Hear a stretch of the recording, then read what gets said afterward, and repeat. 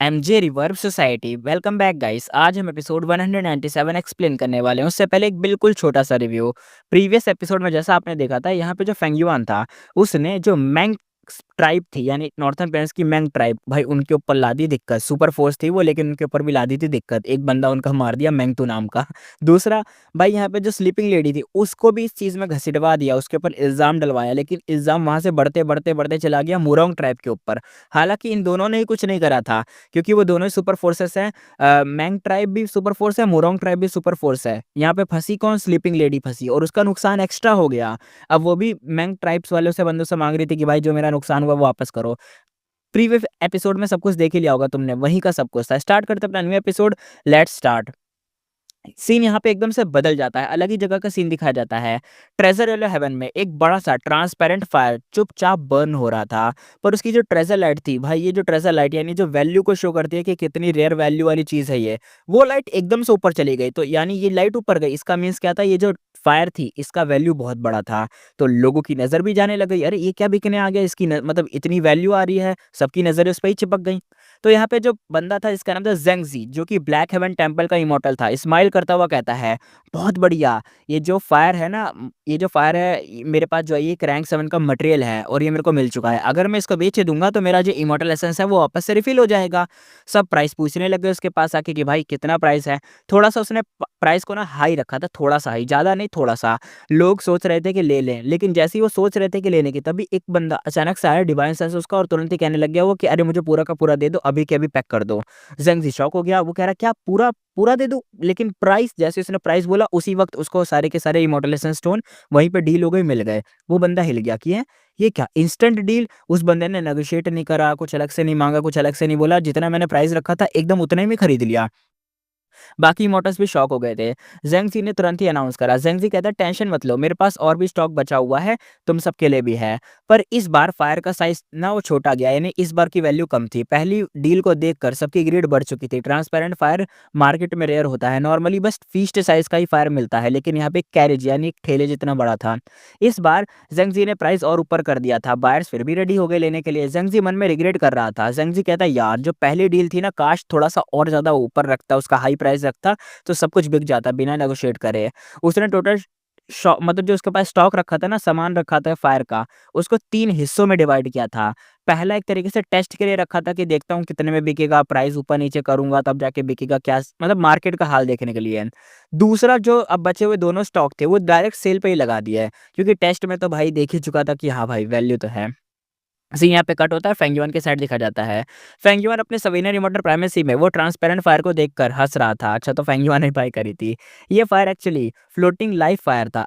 अच्छा, तो दूसरा है क्या पता नहीं। फ्लोटिंग लाइव फायर था, ट्रांसपेरेंट, साइलेंट और हीटलेस, लेकिन किसी लिविंग बीइंग को जला दे तो उसकी पुरानी मेमोरीज के सीन्स फायर में रिप्ले होते हैं और फायर मल्टी कलर्ड हो जाता है। यानी एक तरीके से जिसको भी फायर लगेगी उसकी मेमोरीज के सारे सीन तुम्हें दिखने लग जाएंगे। इसको प्रिजर्व करने का स्पेशल मेथड चाहिए होता है। जेंगजी के पास वो मेथड नहीं था, फेंगयुआन के पास था। लांग या ट्रू इनहेरिटेंस में से मिला हुआ था वो मेथड। फेंगयुआन कहता है सोचा था कि इस फायर के लिए दूर तक जाना पड़ेगा, किसी मतलब किसी से पंगा लेना पड़ेगा, उंगली करनी पड़ेगी, मार काट करनी पड़ेगी, लेकिन यहाँ तो भाई ट्रेजर वाले हेवन में इतना बड़ा लॉट मिल गया जितना चाहिए था। लक तो मेरा परफेक्ट चल रहा है। मार्केट एंसेंट्रिक्स की वजह से कोई इमोर्टल इतना बड़ा अमाउंट इंस्टेंटली पे नहीं कर सकता था, इसलिए फेंगयुआन पहला मूव मार दिया। चीप में पूरा ही बैच लूट लिया, क्योंकि अगर कोई पहला खरीदने आता तो फिर उस बंदे को पता चल जाता जेंगजी को कि अच्छा मैं इतने में भी बेच सकता हूँ, तो प्राइस को ऊपर नीचे करता। लेकिन फेंगयुआन सबसे पहला है, जितना प्राइस लिखा था सारा ही खरीद के चला गया। तो ये चीज़ थी, तो फेंगयुआन ने ऑफ कोर्स वो खरीदा था। अब आगे देखते हैं। जेंगजी को पता भी नहीं था कि बायर कौन है, और फेंगयुआन को तो ये नहीं पता था कि जेंगजी हेवनली कोड का बंदा है। बस डील हो गई, क्लीन और क्विक हुई थी। ट्रेजर येलो हेवन की ट्रांजैक्शन सुपर सिक्योर होती है। फेंगयुआ ने सोचा अगर हेवनली कोर्ट यहाँ तक इंटरफेयर कर सकती है तो फिर सरेंडर ही बेटर होता, बट चांस बहुत लो था। अब उसके 4 मेन मटेरियल कंप्लीट हो चुके थे, drinking blade wine, edge Gu, front back divine obstacle needles plus last बचा हुआ फ्लोटिंग लाइव फायर, जिसे हम ट्रांसपेरेंट फायर भी कह सकते हैं। ये वही फायर थी जो उसने जेंजी से खरीदी थी। एच गू थोड़ा सा और चाहिए होता तो ट्रेजर एले हेवन या वेस्टर्न डिजर्ट के शाओ क्लैन से ले लेता, इसलिए वो तुरंत ही लांग या ब्लेसलैंड वापस गया। फॉर्मेशन क्रॉस करते ही सेफ एंट्री हुई, नो डेंजर था। लांग या लैंडस्पीड खुश हो गया। लैंडस्पीड कहता है तू आ गया, मैं अभी अभी जस्ट रिफाइनमेंट स्टार्ट ही करने वाला था। फेंगयुआन कहता है थैंक्स फर्स्ट सुप्रीम एल्डर, बाकी 3 रेसेस के इमॉर्टल का, वरना इतने एसेंस तो भाई मैं इकट्ठा ही नहीं कर पाता, वो इतनी जल्दी मतलब हो नहीं पाता, इतना मैं खरीद नहीं पाता, इतना काम नहीं हो पाता। अब ये तीनों अलायंस मतलब साथ में ही काम कर रही हैं। लैंडस्पीड कहता है अरे फॉर्मेलिटी क्यों यार, हम सब एक ही बोट के तो सवार हैं, तू स्ट्रांग होगा तो लांग्या भी सेफ रहेगा। फेंगयुआ ने 4 इमॉर्टल मटेरियल दे दिए, उसको प्रोसेस करने में 15 दिन लगने थे। काफ़ी मतलब टाइम और रिपीटेड काम था, इसलिए सारे हेरीमैन इमॉर्टल फुल फोर्स में लगे हुए थे काम को करने में। यहाँ से मैरिड सेफ इमॉर्टल बू की रेसिपी क्वालिटी समझ आती थी। फेंगयुआन रिफाइनमेंट पाथ में क्वासी सुप्रीम ग्रैंड मास्टर था। रेसिपी इतनी शार्प थी कि और इम्प्रूव करना पॉसिबल नहीं था, यानी एकदम मैक्स लेवल पे पहुंचा दी थी। टोटल प्रोसीज एक तरीके से जितना भी ये करा था ना उसने काम, बस 3 क्रूशियल स्टेप थे यहाँ पे, बाकी 10,000 से ज़्यादा स्टेप सिर्फ मटेरियल प्रोसेसिंग के थे। यानी अभी ये जो नॉर्मल लोग हैं ना वो काम करेंगे, यानी जो हेरी मैन है या बाकी नॉर्मल नॉर्मल लोग हैं वो 10,000 मटेरियल को सिर्फ प्रोसेस करेंगे। बाकी के 3 जो मेन क्रूशियल स्टेप है वो शायद फेंगयुआन करे या लैंडस्पीड या सिक्स्थ ईयर कोई भी करेगा। फेंगयुआन ने मटेरियल को बेस्ट स्टेट में रिफाइन किया, चाहे कॉस्ट बढ़ जाए, क्योंकि बस यही स्टेप उसके कंट्रोल में थे। क्रूशियल स्टेप तो दावमार्क के कोलाइजन पर डिपेंड करते हैं कि कितने अच्छे से करा जाएगा। लांगे सेट की फुल सपोर्ट, उसकी रेसिपी प्लस उसकी लक कंबाइन होकर 50% सक्सेस रेट देती थी। गो रिफाइनमेंट के वर्ल्ड में 50% बहुत खतरनाक लेवल का सक्सेस रेट होता है, वरना तो अगर नॉर्मली देखा जाए रिफाइनिंग का सक्सेस रेट तो 1% भी हो जाए तो बहुत बड़ी बात होती है। फेंगयुआन खुद डिसबिलीफ में था। फिर उसको लॉन्ग हेयर इंसेक्टर याद आया, supreme grand master rank 7 to 8 को रिफाइन करता था वो बंदा, मतलब समझ रहे हो कितना खतरनाक था। ऑब्वियसली हाई सक्सेस रेट था, तभी वेनरेबल्स उससे मदद मांगते थे। फेंगयुआन ने सोचा, फेंगयुआन कहता है मेरा अटेंडमेंट लेवल, लांगे सेट की नंबर 1 रिफाइनमेंट पावर और जाइंट सन इनहेरिटेंस की लक, ये 3 रीजन मिलकर 50% सक्सेस रेट बनाते हैं। उसका दिल थोड़ा सा भर आया था। फेंगयुआन कहता फाइनली इमोर्टल को रिफाइन करने का अब कर्ज खत्म होता है। सबसे बड़ा रीजन ये था कि refinement path quasi supreme grand master बनना। बाकी 2 रीजन पहले थे, पर सक्सेस रेट एक्सप्लोड तब हुआ जब अटेंडमेंट लेवल टॉप टियर हुआ। फेंगयुआन कहता है और ये सिर्फ रेसिपी रिड्यूस करने पर है, फ्यूचर में जब मेरी फाउंडेशन स्किल्स स्ट्रांग होंगी मैं खुद पर्सनली रिफाइनमेंट लीड कर सकता हूँ, सक्सेस रेट और बढ़ेगा, बस टाइम ही कम है। अब आगे देखते हैं। यहाँ पे क्लाउड कवर कॉन्टिनेंट में लांग या लैंडस्पीड ने एक लंबी सी सांस ली, फिर आराम से सांस छोड़ते हुए बोला। लैंडस्पीड कहता है फॉर्मेशन एक्टिवेट करो। मिलियंस बीस जैसी बजिंग साउंड हुई और रिफाइनमेंट पाथ की सुपर फॉर्मेशन फुल पावर में ग्लो करने लगी। व्हाइट गोल्ड लाइट एकदम हर जगह फैल गई। लैंडस्पीड कहता है सब अंदर जाओ। वो खुद 6th हेयर और 3rd hair, 4th hair, 7th hair सारे हेरीमैन इमॉर्टल फॉर्मेशन में एंटर हो गए। फेंगयुआन फॉर्मेशन के आउटर रिंग में खड़ा बस ऑब्जर्व कर रहा था। इस बार वो खुद इन्वॉल्व नहीं हो सकता था। लॉन्ग हेयर इंसेक्टर की रिफाइनमेंट फॉर्मेशन सिर्फ हेरीमैन को एक्सेप्ट करती थी। फेंगयुआन अपने माइंड में कहता है अगर मैं ह्यूमन फॉर्म में अंदर गया तो फॉर्मेशन मुझे ही मार देगी। वो चाहे तो ट्रांसफॉर्मेशन से हेरीमैन बन सकता था, पर लॉन्ग हेयर सेक्ट क्लियर मतलब एक तरीके से क्लियरली ये ट्रम्प कार्ड सीक्रेट रखना चाहता था। जैसे फेंगयुआन ने अपना lead soul into dream move secret रखा है, वैसे ही ये जो फॉर्मेशन थी ये भी उसका एक हिडन एस टाइप का सीक्रेट था। हेवनली कोर्ट का प्रेशर इतना ज़्यादा था कि लांग या सेक्ट ने बिना डिले करे ये top tier refinement formation activate कर दी थी, ताकि फेंगयुआन की मैरिड सेल्फ इमॉर्टल को जल्दी से रिफाइन हो जाए। अच्छा, तो वो मैरिड सेल्फ इमॉर्टल को रिफाइन कर रहा है। जब वो पहले मैरिड सेल्फ यूज़ करता था ना तो उसमें वो इमॉर्टल गो नहीं था उसके पास। वो पता है क्या करता था, बहुत सारे इमॉर्टल गो प्लस बहुत ही सारे जो मॉर्टल पाथ वाले गो होते हैं, मॉर्टल वाले गो और इमॉर्टल गो, इन सबको मिक्स करके एक अटैक को अनलीश करता था, तब जाके वो ऐसा मैरिड सेल्फ जैसा अटैक दिखाता था। लेकिन अब उसे ये सब करने की ज़रूरत नहीं पड़ेगी, अगर ये गो बन गया बस इस गो को एक्टिवेट करना और सारा काम हो जाएगा। ना ज़्यादा एसेंस कंजप्शन होगा, ना ज़्यादा टाइम लगेगा, कुछ सेकंड्स में, कुछ मिली सेकंड्स में काम हो जाएगा जब भी वो यूज़ करा करेगा। फॉर्मेशन के अंदर white gold, orange gold, dark gold में चेंज होता गया और डार्क गोल्ड में स्टारलाइट चमकने लगा। बजिंग धीरे धीरे साइलेंट हो गई। अब सब हेरीमैन एक सर्कल में खड़े थे। लैंडस्पीड ने पहला मूव किया। एक बैच इमॉर्टल मटेरियल सनफ्लावर जैसा जैसा ड्राइड पीस फॉर्मेशन में डाला, वो तुरंत ही स्मोक बनकर डार्क गोल्ड लाइट में फ्यूज़ हो गया। ये फर्स्ट क्रूशियल स्टेप था। अगर ये फेल होता तो लॉस छोटा होता, रिस्टार्ट हो जाता, पर 1 घंटे में स्मोक परफेक्ट फ्यूज़ हो गया। डार्क गोल्ड लाइट अब श्रिंक होकर एक हाउस साइज़ कोर बन गया था। जब उसमें स्टारलाइट आइस स्टार्स में बदल गए, लैंडस्पिट ने सेकंड स्टेप स्टार्ट करा। हैरीमैन एक के बाद एक इमॉर्टल मटेरियल फीड करते गए, यानी फीड करवाते गए फॉर्मेशन को। सब फ्यूज़ होते गए। ये प्रोसेस 3 दिन और 3 रात तक चला। फिर थर्ड हेयर आगे आया। उसने सबसे पहले सेल्फ रिलायंस गू को थ्रो करा अंदर। फिर rank 3 cockroach shape, strength path plus healing path के सारे कॉम्बो वाले गू थ्रो कर दिए अंदर। ये रेयर होता है, मॉर्टल्स को मिलना मुश्किल है, पर सिक्स्थ हेयर ने हंड्रेड्स थ्रो करे थे, बहुत ही ज़्यादा, 100 से भी ज़्यादा थ्रो करे थे। क्वांटिटी प्रिसाइज होनी ज़रूरी थी, क्योंकि इमॉर्टल गू रिफाइनिंग में दाव मार्क का बैलेंस परफेक्ट होना चाहिए। एक भी गू ऊपर से नीचे हुआ तो नमक वाला सीन हो जाएगा कि सब्जी में नमक ऊपर नीचे हो गया है। जब लास्ट सेल्फ रिलायंस गो भी अंदर गया, लैंडस्पीड कहता है long hair formation full power से एक्टिवेट करो। वो पूरा फॉर्मेशन बूम करके फुल एक्टिवेशन मोड में चालू हो गया। फॉर्मेशन के अंदर तुरंत ही hundreds and thousands fire pillar उठ गए। जो जितने भी मतलब इतने मीटर टॉल थे ना कि क्या बोलना बताए, बहुत ज़्यादा ऊपर ऊपर गए थे जो पिलर थे। ऑरेंज रेड फ्लेम्स थी डार्क और लाइट के बीच में क्रेजी बर्न कर रहे थे। एयर प्रेशर एकदम बाहर एकदम धमक से एकदम पुश हो रहा था। एकदम वो होती है नहीं, जब फायर के पास बैठो तो तुम्हें थोड़ा बहुत गर्माहट फील होती है, तो वैसी जो धधक टाइप की होती है वो सब तुम्हें फील हो रही है, वैसा टाइप का था। But long hair refinement formation सब परफेक्टली सील कर दिया था, तो ज़्यादा अगर कोई बाहर होता या कुछ ऐसा होता तो उसे ना तो हीट फील होती ना तो कुछ होता, बस देख पाता, जो उसके सामने चीज़ें दिख रही है वो देख पाता। फेंगमैन अपने माइंड में कहता है ये फॉर्मेशन सच में अलग ही लेवल का है। फायर प्लेयर्स 48 आवर्स तक एकदम ब्रेस करते रहे, फिर धीरे धीरे वो वीक हो गए। डार्क गोल्ड लाइट पूरी तरह से बर्न हो गया। सेल्फ रिलायंस गो भी मेल्ट होकर एक horse carriage size odd rock बन गया। रॉक को सॉलिडिफाई होते ही फेंगमैन ने रिलीफ की सांस ली, क्योंकि सेकंड स्टेप भी कंप्लीट था। नेक्स्ट लांग या लैंडस्पीड और बाकी सब ने रेस्ट प्लस रिकवर स्टार्ट करा। फोर्थ ईयर और सिक्स्थ ईयर फॉर्मेशन सस्टेन करते हुए ह्यूज रॉक को कर्व करने लगे। टाइम के बाद रॉक पूरा ग्राइंड होकर फ्रेगमेंट बन गया। थर्ड हेयर ने रेस्ट से उठकर ड्रिंकिंग ब्लेड वाइन निकाला। ये सेम वही वाइन था जो फेंगयुआन ने मैंगटू को मार कर लूट लिया था। वो वाइन रॉक फ्रेगमेंट पर डाला, सब ग्रे स्मोक में कन्वर्ट हो गया। स्मोक ऊपर उठकर मिनी लालटेन जैसी स्मोक बॉल्स में बदल गया। फोर्थ हेयर और सिक्स्थ हेयर रेस्ट पर गए।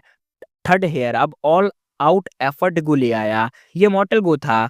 ये वो नहीं होता जिसमें एक तरीके से राइनो वाला जो होता है, जो सींग होता है, वैसा सींग का शक्ल का था। बीटल जैसी इसकी बॉडी थी, मेटल शाइन आर्मर था इसका, हैवी थिक लेग्स थे, बड़ा हॉर्न था। एक नज़र में समझ आ जाता था कि ये जो चीज़ है, ये जो भी इमॉर्टल गू है, ऑल आउट एफर्ट गू, लेकिन है बहुत पावरफुल। फेंगयुआ ने अभी तक immortal grade all out effort Gu refine नहीं किया था। ये सब अभी ना रैंक 1 से लेके रैंक 5 वाले इमॉर्टल गू ही थे।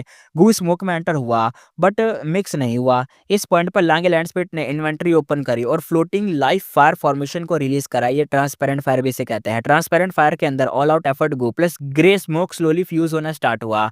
ये स्टेप बहुत ही लॉन्ग था। आधा महीने बाद फ्यूजन कंप्लीट हुआ और ये जो ट्रांसपेरेंट फायर था या फ्लोटिंग लाइव फायर जो भी कह लो, स्मोक मॉर्टल गो सब कुछ एकदम गायब कर चुका था। सिर्फ एक एक तरीके का ना एक अजीब सा ऐसा मान लो ड्रिज़्ज़ाल बचा हुआ था, जो सेंटर में ट्रैप होकर एंडलेसली डाउनपोर जैसा फॉल कर रहा था। थर्ड क्रूशियल स्टेप भी अब फाइनली कंप्लीट हो गया था। बट डिज़ार्ड अनस्टेबल था, रैपिडली श्रिंक हो रहा था। बस हैरी मैन तुरंत ही अब सारे एक्शन में आ गए कि अब तो कुछ करना पड़ेगा। हर कोई अपनी स्पेसिफिक फ्रेगमेंट हैंडल कर रहा था। Front back divine obstacle needle और बाकी immortal material plus large number मॉर्टल को अंदर थ्रो किए जा रहे थे, ताकि वो श्रिंक ना हो। श्रिंक हो भी तो असर ना करे, साइज दोबारा बढ़े। फेंगयुआन की डिड्यूस रेसिपी में कोई इमॉर्टल गू सैक्रिफाइस नहीं होता, इसलिए बस इमॉर्टल मटेरियल प्लस मॉर्टल गू क्रेजी हाई क्वांटिटी में ही लग रहे थे। काम भी 10 गुना ज़्यादा था, इसलिए लांग या सेट को लॉन्ग हेयर फॉर्मेशन यूज़ करनी पड़ी थी। सारा प्रोसेस स्टेबल रहा। 2 महीने ब्लेस लैंड का टाइम, मतलब एक तरीके से देखा जाए तो बहुत ज़्यादा लग गए। ब्लेस लैंड के टाइम के हिसाब से 2 महीने। फेंगयुआन के पास टाइम पाथ मूव थे बट उन्हें यूज़ नहीं कर सकता था। टाइम दाव मार्क ऐड होते ही रिफाइनमेंट डिस्टर्ब हो जाता, क्योंकि अगर वो लगेगा तो हर जगह टाइम पाथ के दाव मार्क दिखेंगे और वो इसमें मिक्स हो जाएंगे तो दिक्कत हो जाएगी। फॉर्मेशन सेक हुआ, ब्राइट लाइट स्काई में शूट हुई। लैंडस्पीड ने एकदम लंबी सांस ली। हैरी मैन थके हुए थे बट सबके फेसेस पे प्योर जॉय था, क्योंकि उन्होंने जो काम करना था वो कर दिया था। फाइनल स्टेप सक्सेसफुल रहा था। लाइट फेड होते ही एक रैंक 7 का इमॉर्टल को अपीयर हुआ। एक massive 10 metre long centipede like Gu, metal shine में डेंजरस माउथ स्पियर्स वाला था। लॉन्ग इसके एक तरीके से एथिनास थे दोनों साइड पे। कम से कम 5-5 हज़ार लेग्स थे, टोटल 10,000 लेग्स थे इसके। इसका नाम था मैरिड सेल्फ इमॉर्टल गो। इसकी शक्ल तुम अगर याद हो ना, तो मैंने वो देखा है मेरा जो एपिसोड 1 देखा होगा, एपिसोड 2 में तुमने देखा है? तुम्हें याद होगा वो क्या नाम था, चेनसो गोल्डन सेंटीपीड, वो देखा था? ये सेंटीपीड है, लेकिन ये सेंटीपीड बड़ी लेवल का है, गोल्डन कलर में शाइन करता हुआ सेंटीपीड है। कोशिश करूँगा इसको थंबनेल में डालने की, तो देखना। ये वैसा दिखता है, इसके बहुत सारे लेग्स है, एकदम गोल्डन वाला दिखता है ये। आगे देखते हैं। हेरी मैन एकदम चीयर करने लग गए। थर्ड हेयर यहाँ पे कहता है पहली बार में ही सक्सेसफुल हो गए। सेवंथ हेयर कहता है हा हा हा, फाइनली चलो हो गया। मैरिड सेल्फ अभी ओनरलेस था, क्योंकि फेंगयुआ ने रिफाइन ही नहीं किया, पर फॉर्मेशन की हेल्प से उसने जल्दी ही इसको रिफाइन कर लिया। फेंगयुआ एक्साइटेड था। रैंक 7 इमोर्टल गो फर्स्ट अटेम्प्ट में, भाई अनबिलीवेबल था ये, तो सोचने लायक ही नहीं है। मतलब ऐसा होता नहीं कि एक ही बार में कुछ रिफाइन हो जाए। 50% सक्सेस रेट का असली पावर तो यही था। फेंगयुआन ने इमॉर्टल एसेंस इंजेक्ट किया, घू शाइन होने लगा। काउंटलेस फेंगयुआन के पैंथम्स स्ट्रेंथ पाथ वाले फॉर्म में होकर बाहर आ गए।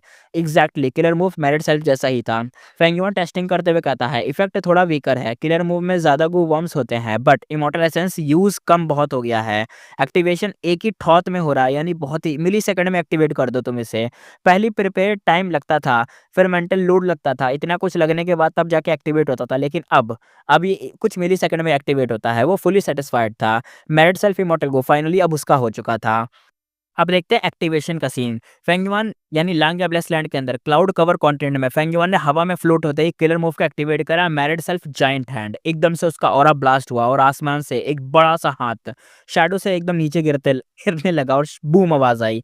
हाथ ने क्लाउड सॉइल वाली जमीन को माउंटेन जैसा एकदम भाई स्मैश कर दिया, मीट पेस्ट बना दिया। क्लाउड कवर कॉन्टिनेंट वैसे भी हल्का सा सॉइल से बना हुआ था, इसलिए एक ही हिट में नीचे एकदम धस सा गया, समुंदर की तरफ ही धस गया। बट फेंगयुआन डिस्ट्रक्शन नहीं कर रहा था, बस टेस्ट कर रहा था, इसलिए लांग या वेस्टलैंड का super immortal formation instantly activate हुआ। सिल्वर लाइट जैसे पानी की लेयर पूरी सरफेस पर चमक उठी। इम्पैक्ट के बाद सिल्वर लाइट ब्रेक हुई। ये जो क्लाउड सॉइल थी चारों तरफ वापस से उठाई और एक बड़ी सी डीप हैंडप्रिंट जमीन पर छोड़ गया और बाकी सब नॉर्मल हो गया। फेंगयुआन ने जायंट हैंड को गायब करा और शांत एक्सप्रेशन के साथ कहा गुड, अब यूज करना कितना इजी हो गया है। अब पता है सिर्फ एक गू इसके साथ है। पहले पता है इस गू को यूज करने के लिए पता है उसे क्या करना पड़ता था?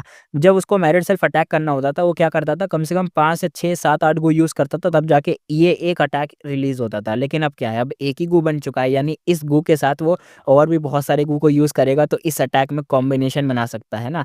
समझ रहे हो? स्लग टेरा देखा है तुमने? स्लग टेरा में जो शूट करते हैं, तो बहुत सारे स्लग्स को मिक्स करके जो वो डुअल स्लगटर जो भी वो फायर करने वाली मशीन होती है उसके थ्रू करते हैं चीज़ें। तो अरे देखा होगा तो समझ जाओगे। आगे बढ़ते हैं। पहले के सिस्टम वर्सेस अब का अपग्रेड बहुत ज़्यादा फ़र्क था। पहले जायंट हैंड यूज़ करने के लिए पहले मैरिड सेल को एक्टिवेट करके ढेर सारे स्ट्रेंथ पाथ के पैंथम को स्टोर करना पड़ता था पहले से। फिर ग्रुप स्ट्रेंथ गू के थ्रू उन पैंथम से जायंट हैंड बनता था। टू स्लो था, टू कॉम्प्लिकेटेड था, प्लस पैंथम लॉन्ग टाइम स्टोर नहीं होते थे और अगर कुछ ही टाइम में अगर यूज़ ना किया जाए तो डिसॉल्व हो जाते थे। एम्बुश या सडन फाइट में तो भाई यूज़लेस था, क्योंकि उस टाइम पे होगा ही नहीं तुम्हारे पास कुछ। प्रिपेयर रहोगे तो होगा, वरना तो यूज़लेस हो जाएगा, क्योंकि कोई सडन अटैक करेगा तो तुम्हारे पास तो रेडी होंगी ही नहीं चीज़ें, है ना? लेकिन अब क्या है, अब मैरिड सेल्फ इमॉर्टल गू ने पूरा प्रोसेस सिंगल कोर बना दिया। सिर्फ थोड़े ग्रुप स्ट्रेंथ गू की हेल्प से ही टोटल 30 से भी मतलब ज़्यादा ही तुम बना सकते हो और किलर मूव एकदम क्लीन हो जाएँगे, फास्ट हो जाएँगे और रेडी हो जाएँगे एनी टाइम में। और सबसे बड़ा बेनिफिट क्या है, सेल्फ स्ट्रेंथ इमॉर्टल गू अब फ्री हो गया है। इससे और जगह यूज़ किया जा सकता है। अपग्रेड पोटेंशियल अब सीधा बढ़ चुका था। फेंगयुआन खुद सोच रहा था कि स्पीड लो, मतलब एक तरीके से लो है, कुछ इमॉर्टल को ऐड करके ये भी फिक्स हो जाएगी, स्पीड बढ़ जाएगी। सोल कैप्चर चाहिए, सोल पाथ इमॉर्टल को मिक्स कर दूंगा, सोल कैप्चर वाला काम बढ़ जाएगा। पावर बढ़ानी है, स्ट्रेंथ पाथ के दांव में स्ट्रॉन्ग कर दूंगा, ये पावर भी बढ़ जाएगी।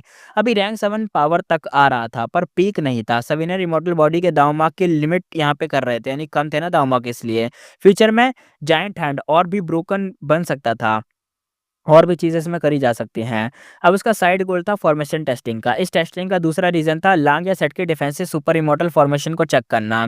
जब फेंगजीजे ने अटैक किया था, इसी फॉर्मेशन ने सब वेरिएंट ह्यूमन इमॉर्टल को बचाया था। फेंगजियो ने फॉर्मेशन को ना पहले ही लेयर में स्प्लिट कर दिया था, इसलिए फेंगजीजे का सेपरेशन सॉन्ग सिर्फ आउटर लेयर को ही कट कर पाया था, कोर तक नहीं टच कर पाया था, इसलिए सब कुछ बचा हुआ था। और जो अभी इसने जायंट हैंड अटैक करा, ज़मीन को मिट्टी से ही दबा दिया, फिर वो वापस से ही हो गई और सिर्फ वो जो अटैक का जो हाथ था वो छप गया बस ज़मीन पर।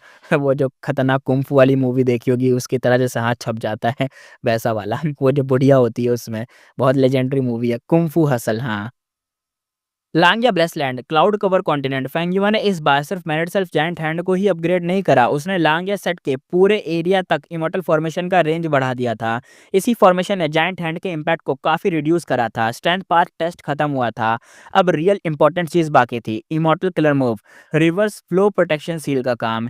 ये ही मूव फेंगयुआन का अपर लिमिट डिसाइड करता था। रैंक 8 से टक्कर लेने का सबसे बड़ा बेस यही था, तो इसको कुछ करना पड़ेगा। अब का कोर सेटअप ये था कि reverse slow river, married self immortal Gu, preservance या perseverance immortal Gu, pulling water immortal Gu और कम से कम 100 से ज़्यादा मॉर्टल लेवल के गू, इन सब का यूज़ करते थे, तब जाके कुछ हो पाता था। पहले का वर्ज़न बहुत ही एक तरीके से सिंपलर, एक्टिवेशन भी काफ़ी फास्ट हो गया था। पहले के वर्ज़न से काफ़ी ज़्यादा अच्छा हो गया है। पहले का वर्ज़न से मतलब ज़्यादा सिंपल नहीं था, थोड़ा-सा हार्ड रहता था और बहुत सारी चीज़ों को ऐड करना पड़ता था, कॉम्प्लिकेटेड था और चीज़ें थी। समझ जाओगे ना, पहले वाली इतनी सारी चीज़ें यूज़ हो रही हैं और अब इतना यूज़ नहीं हो रहा। चीज़ें अब बहुत आसान हो गई हैं क्योंकि अब उसके पास मैरिड सेल्फ का इमॉर्टल गो आ चुका है, पुलिंग वाटर इमॉर्टल गो भी उसके पास था ही और परसिवेरेंस इमॉर्टल गो भी उसके पास है ही। अब उसे कम से कम 100 से ज़्यादा मॉर्टल गो ऐड करने हैं और सारा काम सिंपल हो जाएगा, एक्टिवेशन भी फास्ट हो जाएगा। पहले इतना था कि इतने सारे इमॉर्टल गो लगाता था, इतने सारी चीज़ें लगाता था, तब जाके कुछ हो पाता था। अब वो सब चीज़ें करने की ज़रूरत नहीं है, अब काम आसान हो चुका है। फेंगयुआन सोचते हुए कहता है, ग्रीन घुस डिजर्ट में सिनिक अटैक हुआ था और मैं उस टाइम पे यूज़ नहीं कर पाया था। अब एक्टिवेशन टाइम बहुत शॉर्ट है, अब अटैक्स हैंडल हो जाएँगे। पर एक लूज़ भी यहाँ पे था। जो ट्रैप उसने थंडर घोस्ट ट्रू मोनार्क पर रिवर्स फ्लो सील के मॉडिफाइड वर्ज़न से सेट किया था, अब वो ट्रिक दोबारा काम नहीं करेगी क्योंकि एक ट्रिक उसने एक्सपोज़ कर दी है। इमॉर्टल को ऐड करना फर्दर मुश्किल ही होगा, इसलिए यही उसकी अब एक तरीके से लिमिट आ गई थी।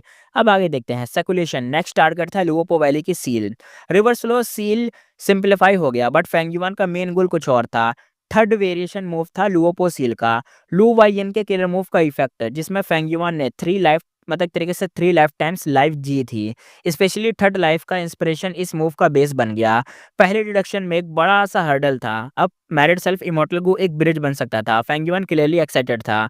अब उसे दिखाना था कि मतलब क्या हो सकता है, जो उसे इंस्पिरेशन मिली है, क्या सही साबित होती है, क्या सीन चल रहा है। आगे देखेंगे यानी यहाँ पे अब आने वाला था फेंगजूजे versus Fang Yuan, the true difference. Thunder ghost true monarch को क्रश करने और फेंगजूजे के प्रेशर को मतलब प्रेशर में डालने के बाद भी फेंगयुआन जानता था कि टैलेंट इक्वल, फाउंडेशन डिफरेंट। यानी ये देखो क्या है, देखो फेंगजूजे देखो क्या है।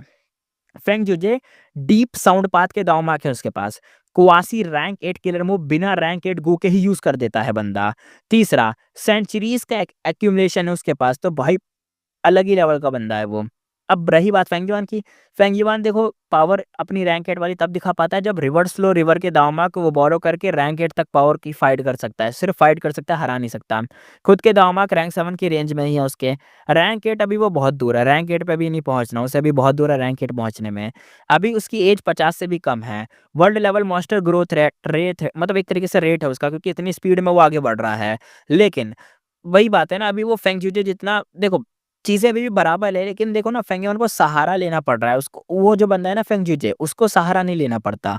उसके पास यार दाँव-माक यार बहुत ज़्यादा है उसके पास। दाँव-माक का ही सब खेल है, उसके पास बहुत सारे हैं। है बंदा रैंक 7 का, लेकिन जो दाँव-माक है उसके रैंक 8 वाले हैं।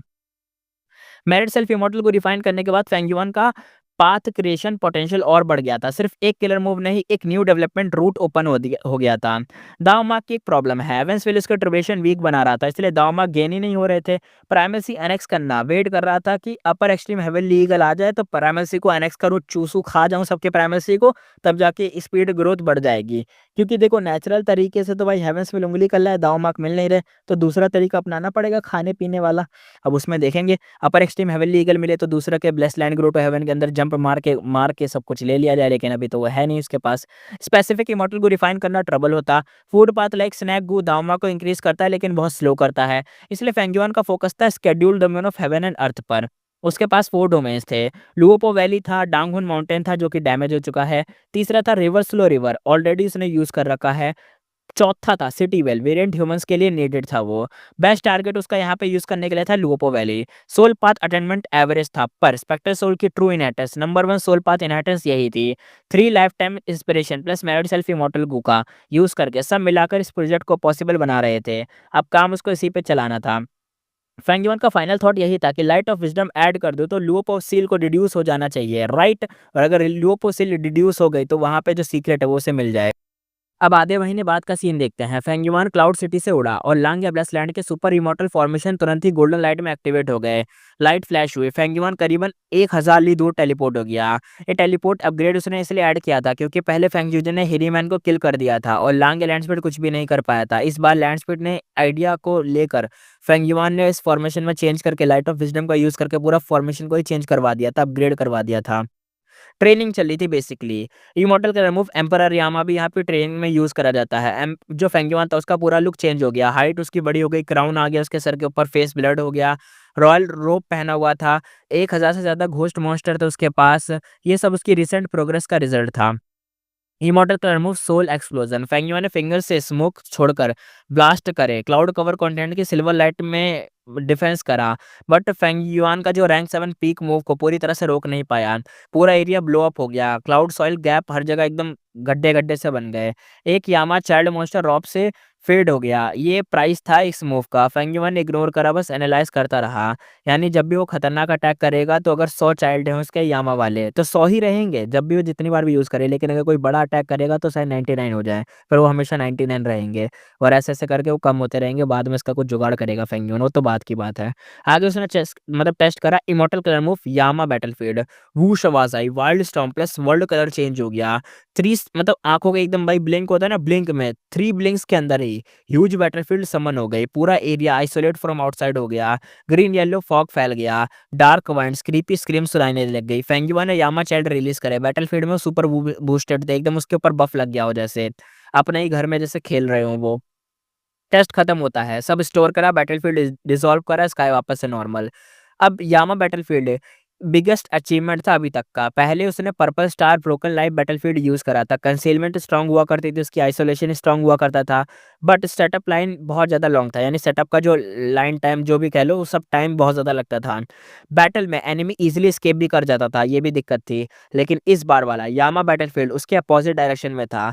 कंसीलमेंट इसकी भले वीकर थी, आइसोलेशन भले वीकर था, बट एक्टिवेशन सिर्फ़ 3 सांसों के अंदर 3 ब्लिंक्स में होता था और बैटल के बीच में कोई भी मतलब इंस्टेंट यूज़ कर सकता है, कभी भी यूज़ कर सकता है। एस्केप का तो नहीं पता, लेकिन यूज़ बहुत जल्दी कर सकता है।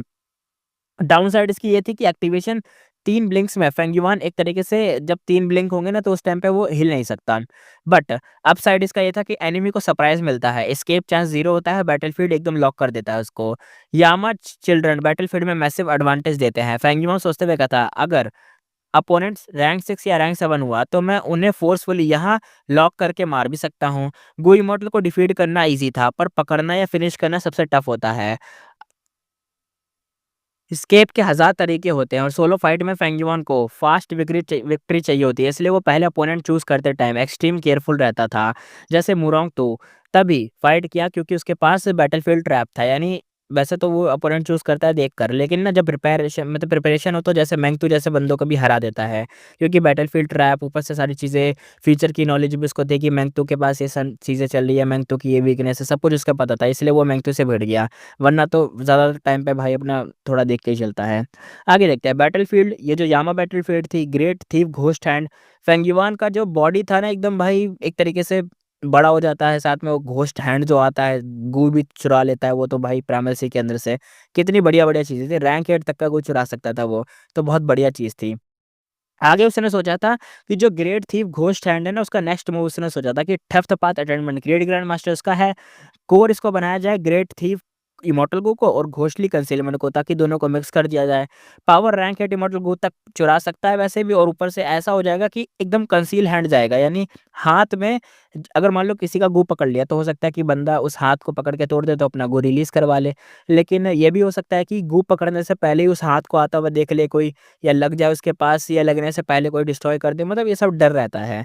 तो अगर फेंगयुआन घोस्टली कंसीलमेंट या ऐसी सब चीज़ें जोड़ दे तो बंदे को ये रहेगा कि वो देख नहीं पाएगा, उसको रियलाइज़ नहीं हो पाएगा, वो अचानक से उसका गू चोरी हो जाएगा, है ना? ये चीज़, ये मूव उसने मॉडिफ़ाई किया था और रिज़ल्ट डेडली निकला था। रैंक 8 सोल बीस्ट टोकन चुरा लिया, रैंक 7 ब्लेडिंग ब्लेड विंग वो भी लिया था उसने और मैंगतू को भी डाउनफॉल करवाया था जब उसके पास ग्रेट थीफ घोस्ट हैंड जो भी था वो। अब उसको और मॉडिफाई किया जाए तो और बढ़िया हो जाएगा। फेंगयुआन सोचते हुए कहता है पहले मैं ज़्यादा बार यूज़ नहीं करता था वरना लोग डिसाइड कर लेते, सॉरी डिसाइड करो रिड्यूस कर लेते, पर अब यामा बैटलफील्ड में एनिमी स्केप कर नहीं सकता। बैटलफील्ड ऑन करके बंदे को फंसा के एकदम बॉक्स के अंदर वहाँ पे मार दूंगा, यूज़ कर लूंगा, जो मर्जी चीज़ यूज़ करूँ बाहर पता नहीं चलेगी। उसकी आंखों में किलिंग इंटेंट अब भर गया था क्योंकि अब उसका सीधा प्लान चल रहा था कि भाई अब तो मारूंगा भी आसानी से, छीन भी लूंगा आसानी से और खा भी जाऊंगा प्राइमेसी को आसानी से। दाऊमाक का तो फार्म चलने वाला है, अब तो रास्ता आराम से मिल चुका है। लेकिन अभी वो सोचता है कि नहीं, अभी नहीं, अभी कुछ और भी है क्योंकि सबसे इंपॉर्टेंट काम लांग या ब्लेसलैंड को बचाना था। हेवली कोर्ट दोबारा ज़रूर अटैक करेगा। पिछली वॉर में ये हुआ था कि लांगिया भाई अपने ट्रम्प कार्ड को रिवील करने पड़ गए थे अपने आप को बचाने के लिए। हेवली कोर्ट के पास काउंटर मेजर्स तो अब ज़रूर होंगे। तो बेस्ट ऑप्शन था लांगिया ब्लेसलैंड को रिलोकेट करना और सबसे बुरे केस में रिलोकेशन के दौरान ट्रैप होगा और सबसे लाइकली अटैकर प्रिंस फेंगशियान होगा, रैंक 8 का नॉर्थर प्लेन्स वाला। फेंगयुआन की प्रॉब्लम ये थी कि डिफेंस उसके पास था बट ऑफेंस रैंक 8 का नहीं था। दो ऑप्शन बनते थे, स्केड्यूल डोमेन का यूज़ करके रैंक 8 अटैक के लिए मूव बनाना, रैंक 8 इमॉर्टल गू से न्यू अटैक मेथड क्रिएट करना। ये भी हो सकता है। शेड्यूल डोमेन में उसके पास लुओपो वैली ही यूज़ करने वाला था, बेस्ट था और ओनली विजिबल चॉइस यही थी। उसके पास इंस्पिरेशन भी थी रिड्यूस लुओपो वैली सील की, बट प्रोग्रेस अभी स्लो थी। इवन लाइट ऑफ विजडम से भी प्रोग्रेस स्लो हो रही थी। आगे देखते हैं, उसके पास 4 रैंक 8 गो थे। एटीट्यूड गो फेमिलियर फेस का कोर था। विजडम स्वॉर्ड गो पावरफुल था बट रिक्वायर रैंक 8 एसेंस, यानी 8वें लेवल का एसेंस चाहिए तभी वो कुछ कर पाएगा। तीसरा ईयर फ्लो लाइक अ वाटर, यूटिलिटी तो है लेकिन कॉम्बैट के लिए नहीं है। रही बात लास्ट वाला सोल बीस्ट टोकन, एम्परर यामा के लिए मैंडेटरी था तो अब उसमें भी छेड़छाड़ नहीं कर सकते। यूजेबल फॉर ऑफेंस सिर्फ विजडम स्वॉर्ड गो था लेकिन उसकी यही प्रॉब्लम है कि भाई को रैंक 8 का इमोर्टल एसेंस चाहिए, वो रिक्वायर्ड है। फेंगयुआन अभी रैंक 7 है तो उसके पास रेड गेट इमोर्टल एसेंस ही है, उसके पास और कुछ है नहीं। रूल तो फिक्स है लेकिन बाईपास नहीं होता, इसलिए रैंक्स 8 अटैक लुओपो वैली ही ओनली होप बची थी। यानी लुओपो वैली की सील को जैसे जैसे पता करो, सीक्रेट रिवील करो, उसका अटैक मतलब उसका अटैक का कुछ बनाओ तब कुछ हो पाएगा। उसका soul path mastery level only था, डिडक्शन में ह्यूज ऑब्स्टिकल था ये, और वाटर पाथ जैसा ग्रैंड मास्टर फाउंडेशन नहीं था और टाइम भी बहुत कम था, तो क्या करा जाए। फेंगयुआन आगे कहता है लाइट ऑफ विजडम धीरे धीरे पुश कर सकता है, मतलब धीरे धीरे लाइट ऑफ विजडम से मैं आगे बढ़ सकता हूँ लेकिन टाइम मिले तब तो आगे बढ़ूंगा क्योंकि यहाँ पे कुछ होता है। तभी जो पूरा वर्ल्ड था शेक करने लग गया, एक ह्यूज डार्क स्पाइरल फॉर्म हुआ। फेंगयुआन शॉक्ड हो गया, वो कहते हैं ये फेंगजुजे के दाव मार्क हैं। पहले चेक किया था कि दाव मार्क ट्रैकिंग वाले थे, ब्लेसलैंड आइसोलेटेड था, सेफ था, बट आज वो दाव मार्क खुद ही एक्टिवेट हो गए। फेंगयुआन और लांग या स्पिड दोनों ही चिल्लाए, वो कहते हैं स्मैश इट, ये जो दाव मार्क है इसको तोड़ो, इससे पहले कुछ हो जाए। फॉर्मेशन को तुरंत ही एक्टिवेट करा गया लेकिन जब तक फॉर्मेशन एक्टिवेट करी तब तक टू लेट वाली सिचुएशन हो चुकी थी। डार्क स्पाइरल कोलैप्स हो गया, 4 स्टारलाइट बीम सीधा 4 फिगर वहां पे अपीयर हो गए। फेंग जीजे, चेनी, थंडर गोस्ट ट्रू मोनार्क और लीडिंग दैम एक काम वुमेन, शार्प आइस और डोमिनेटिंग विजडम पाथ का उसका ऑरा था। और वो फेंगयुआन पर नजर जमा कर एकदम मुस्कुरा रही थी। यानी 3 लोग यहाँ पे आए थे जिन्हें हम जानते हैं। फेंग जीजे जो चोर था भाई क्या बोले, दूसरा चेनी, इसका तो कुत्ता बन चुका है डिवाइन मिन पैलेस के चक्कर में। थंडर गोस्ट ट्रू मोनार्क, इसकी तो हड्डियां ट्रेजर येलो में मतलब ट्रेजर येलो हेवन में बिक रही हैं। लेकिन लास्ट में भाई ये शायद वही है जिसके बारे में तुम भी सोच रहे होगे, मैं भी सोच रहा हूँ, ये विजडम पाथ की बड़ी खतरनाक बंदी थी। और वो आते ही कहती है फेंगयुआन फाइनली आई काउच यू, या काउट जो भी कहते हैं, मैंने बस तुम्हें पकड़ लिया, अब तुम कहाँ भागोगे। और ये और कोई नहीं, हेवली कोर्ट की current leader number 1 wisdom path immortal fairy जीवी थी। हेवली कोर्ट के इन्वेडन भाई, इन्वेडन कह रहा हूँ सॉरी, इन्वेड जैसे ही हुआ या इन्वेजन जो भी मान लो ये हुआ, 4 गो इमोर्टल ठीक उसके आंखों के सामने अपीयर हो गए थे। फेंगयुआन की आंखें भाई पिन साइज छोटी और शॉक क्लियर था उसके फेस पर।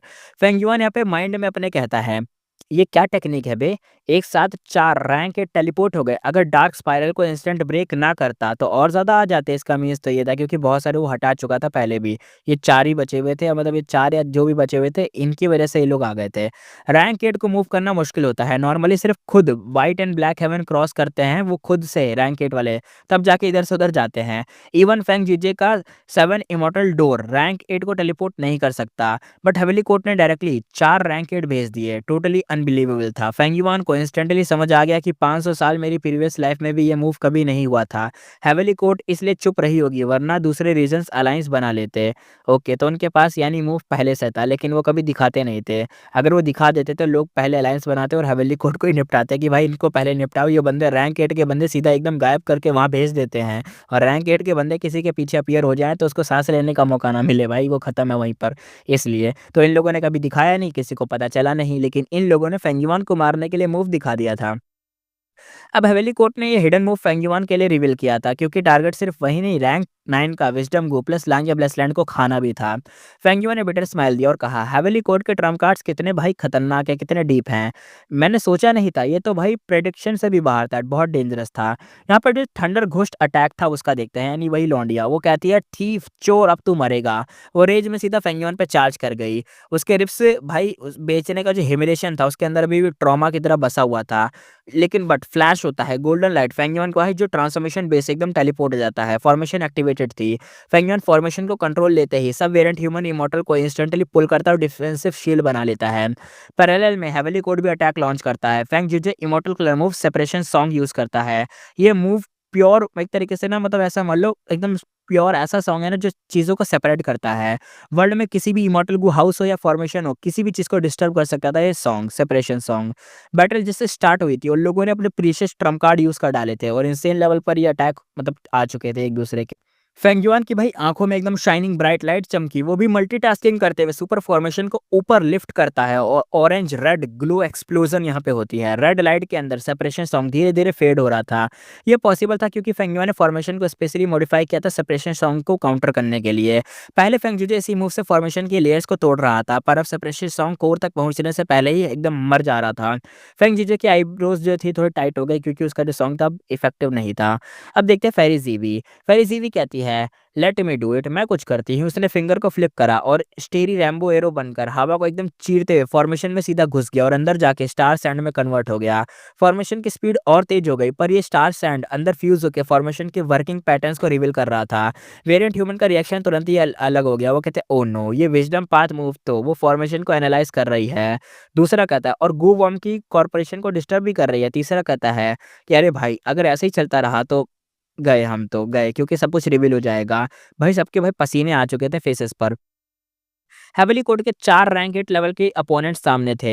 लांग ब्रेसलैंड के लिए तो भाई एपोकलिप्स वाली वाइब थी, यानी एकदम भाई जैसे डिजास्टर आ गया हो, आपदा आ गई हो सामने। फेंगयुआन अपने माइंड में कहता है, स्ट्रेंज है, फेरी जीवी स्टार कंसोलेशन चेसबोर्ड यूज क्यों नहीं कर रही है। साउथर्न बॉर्डर ड्रीम बैटल की मेमोरी फ्लैश होती है। फेरी जीवी कमाल की एकदम इंटरनल चीजों को समझती थी। चेस बोर्ड हेवेली कोर्ट में ही छोड़ा हुआ था। स्टार कास्ट मूव को सस्टेन कर रहा था। अगर चेस बोर्ड होता तो वो फॉर्मेशन को 10 गुना स्पीड से ब्रेक कर लेती। फिर भी एक और विजडम पाथ मूव वो चला देती है। फेंगयुआन समझ नहीं पाता कि ये मतलब इसे काउंटर कैसे करे। फॉर्मेशन हिट होता है, स्टार स्टैंड डबल साइज का हो जाता है। अब फेंगयुआन कहता है, भाई अब तो ट्रबलसम वाली चीजें हो गई हैं।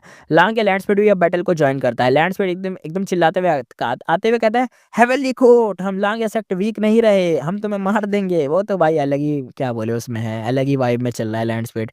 और Asian battle formation हेवेली giant solar एक ह्यूज सिल्वर टाइटन बनकर बैटलफील्ड में सीधा डिसेंड करता है लड़ने के लिए। एक तरफ जायंट, एक तरफ फॉर्मेशन और एक तरफ फेंगयुआन, और सामने है 4 अपोनेंट रैंक 8 के। सिल्वर जायंट यानी हेवली जायंट सोलार वाले ने भाई अपने आर्म को स्प्रेड करा और सीधा 4 सेंट्रल कॉर्नर के इमोर्टल पर मैसिव स्वीप मारा, एकदम मारा हाथ खींच के। चैनी कहता है, लेट मी, मैं इसे संभालता हूँ। छोटा सा बॉडी पर ऑरा ब्लास्ट करता है, सिल्वर जायंट के बराबर प्रेशर वो भी डाल देता है। चैनी अब भाई यहाँ पे यूज करता है इमोर्टल बाइंडिंग वाइन का। चैनी ने पॉइंट करा, Z green light threads giant के अराउंड एकदम भाई पकड़ लिया उसको जायंट को। जायंट पंच मारना चाह रहा था, पर जो थ्रेड थे भाई वो उसको ड्रैग करके पीछे ला दे रहे थे, डायरेक्शन चेंज करवा रहे थे, और वो सीधा क्लाउड सॉइल में ही क्रैश हो गया, यानी जमीन पर गिरा दिया उसको और बड़ा सा गड्ढा बना दिया। चेनी हवा में स्टिल था, फिंगर से ही कंट्रोल कर रहा था पूरे जायंट को। एकदम ऐसा लग रहा था जैसे मुर्गी को एक उसका जो मास्टर या ओनर है उसको एकदम भाई धागों से कंट्रोल कर रहा है। पूरा जायंट एकदम धागों से बंधा हुआ था। अंदर से लांगे लैंडस्पीड रेज में था। बाइंडिंग वाइन पूरा काउंटर एकदम लग रहा था, लेकिन जायंट की स्ट्रेंथ वेस्ट जा रही थी। लैंड स्पीड कहता है, सिक्स हेयर कुछ करो। सिक्स हेयर ने गोल्डन लाइट किलर मूव चलाया, वाइन यहाँ पे कट हो गए पर इंस्टेंटली रिग्रो भी हो गए। चैनी एकदम उसके साथ देखते हुए कहता है, हैं ये क्या, एक move fire, cut vines ground पर एकदम गिरकर जायंट ट्री बन गया और ट्रीज जायंट की तरफ 4 और एकदम सर्कल में खड़े होकर उसको रोकने लग गए। ब्रांचेस, लीफ, इंटरलॉक रूट्स पर जाकर ट्रंक्स के साथ ही एक केज स्ट्रक्चर बनाने लग गए। अब ये पता चलता है कि ये जो मूव था, ये जो चेनी का मूव है, इसका नाम था Asian tree prison cage. Silver giant ने बाइंडिंग वाइन तोड़ दी पर तुरंत ही ट्री केज में लॉक हो गया। अब ये भी दिक्कत थी, हेरी मैन इमॉर्टल ने अटैक करा पर केज उनके मूव को एब्जॉर्ब करके और स्ट्रांग बन गया। लैंड स्पीड टेस्ट करता है, सिर्फ जायंट के अपने मतलब बेयर हैंड को ही यूज करते हुए एकदम भाई अपना खतरनाक मूव टेस्ट करता है अटैक करने वाला, लेकिन ये जो फिजिकल अटैक वाला मूव था कोई खतरनाक नहीं। अब सिर्फ पंचेस और किक्स ही केज को तोड़ने की कोशिश करने वाले थे और वही यूज कर रहा था। लैंड स्पीड फ्रस्ट्रेटेड था, वो कहता डैम इट, मैं यहाँ कैसे फंसा हूँ, फैंगयुआन की हेल्प भी नहीं कर सकता। आखिर में रॉकमैन इमॉर्टल को कमांड देता है। यहाँ पे लैंडस्पीड कहता है जल्दी ओल्ड ड्रैगन को रिलीज करो, जो कि रैंक 8 का बीस्ट था, वो जाके कुछ करेगा। अब देखते हैं भाई, एक इमोरियल रॉक ड्रैगन यहाँ पे अपीयर होता है, एक ह्यूज ड्रैगन रोर सुनाई देती है। इमोरियल रॉक ड्रैगन भाई इमर्ज हुआ, प्योर रॉक से बना हुआ, एकदम ऐसा लग रहा था जो पोकेमॉन वो नहीं होता जो रॉक के पास था, ब्रॉक के पास था, या जो भी था वो जिम लीडर, पहला जिम लीडर उसके पास था, वो वाला। अर्थपात के दाव मार्ग से भरा हुआ था, हैवी बिल्ड थी और एक तरीके से इसके खतरनाक स्टाइलिटिक फैंग थे, स्टाइलिटाइट फैंग थे और पूरा बैटलफील्ड डार्क हो गया था इसकी शैडो से, क्योंकि इसका साइज बहुत मैसिव था। 4 हेवीली कोट के इमॉर्टल से ऊपर भाई उन्होंने देखा, क्लियर शॉक में थे क्योंकि सामने रैंक 8 का बीस्ट था। फेंग जीजे कहता है लांगे ब्रेसलेट में ऐसा हिडन इमोरल ड्रैगन भी होगा क्या, हमने सोचा नहीं था। फेरिसी भी शांति, वो कहती है नॉट लांगियास, ये वेरिएंट ह्यूमन का होगा क्योंकि ये लोग अलायंस में हैं। थंडर घोस्ट रूमनार कहता है इसको तो मैं ही तोड़ दूंगी। वो कूद गई, लेकिन चेनी यहाँ पे जाता है, उसको रोक देता है और कहता है रुक, नो नीड, मैं करता हूँ। फिर से इमॉर्टल बाइंडिंग वाइन यूज करा, इस बार रॉक ड्रैगन भी बाइंड हो गया। फिर भी चार्ज करा, 4 इमॉर्टल डॉज कर गए, ड्रैगन ग्राउंड पे सीधा घुस गया।